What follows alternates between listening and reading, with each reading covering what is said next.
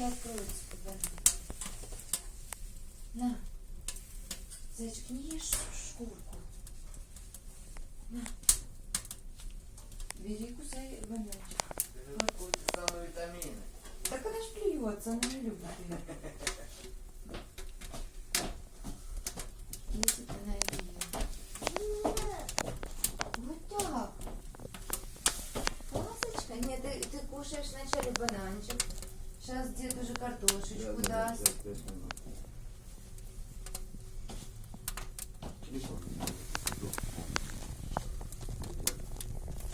Ну, надо что это делать.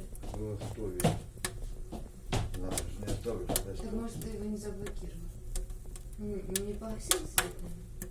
Надо погасить свет, и тогда он не будет жрать. Ты сладкое кушай. Нет, надо докушать. Не хочешь? Ну ладно.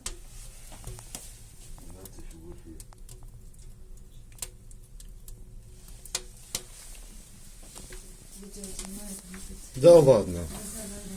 да. Это ж ваше видео, ваша память будет. Да. Не, зайчик, сейчас будем кушать картошку. Иди сюда. То сладкое, потом. Такую елку хоть сниму. Иди к маме, иди. Давай. И лапульку. Так, приеду к вам через 10 лет и покажу, как бегала тут кнопочка эта. Сладенький.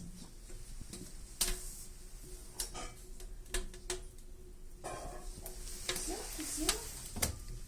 Сейчас будет картошечка.